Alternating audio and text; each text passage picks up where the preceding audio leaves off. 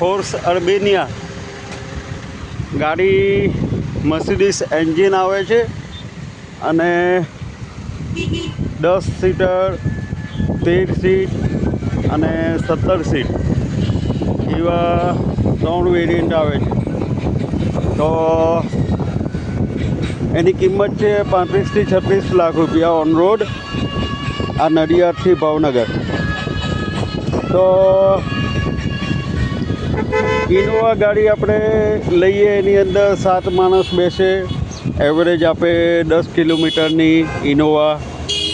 અને આ ફોર્સ અર્બેનિયા પણ 35 લાખની ગાડી આવે, ઇનોવા જેટલી જ કિંમતમાં. અને ટાટા સફારી ફાઇન છે, જો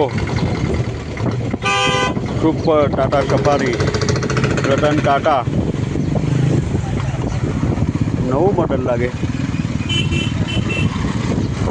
અને અર્બેનિયા અને ઇનોવાની બેવની કિંમત એક સરખી જેવી જ થાય, એવરેજ પણ એક સરખી જેટલી જ થાય.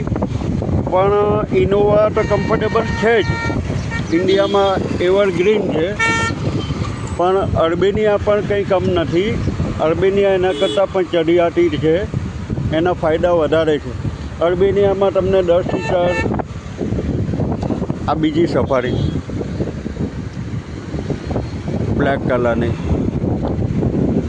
તો અર્બેનિયામાં 10 સીટ, 13 સીટ અને 17 સીટ.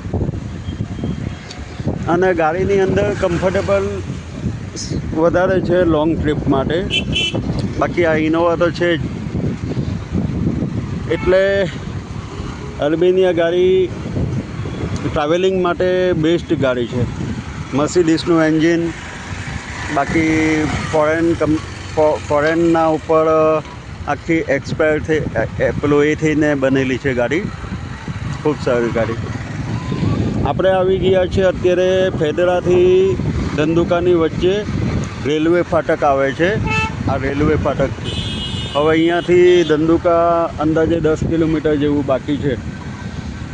આપણે આજે 300 કિલોમીટર જેટલું અત્યાર સુધીમાં કપાઈ ગયું છે અને હવે 130 કિલોમીટર જેવું બાકી છે. રોજ આપણે 35 કિલોમીટરની આસપાસ ચાલીએ છીએ. બપોરના ગરમી લાગે તો આરામ કરી લઈએ અને સવારે ને રાતના સાંજે 5 વાગ્યા પછી રાત સુધી ચાલી લઈએ.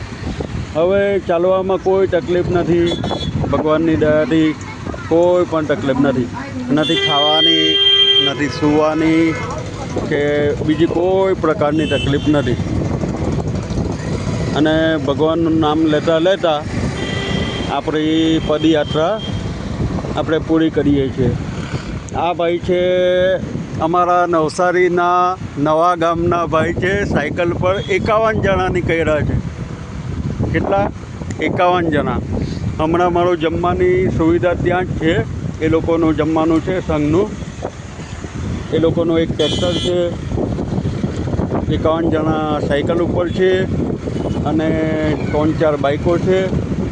અને મારા નવસારી ગામના નવા ગામના છે. મળીને ખૂબ આનંદ થયો. ચાલો ભાઈઓ, હું બી આગળ વધું. જય માતાજી.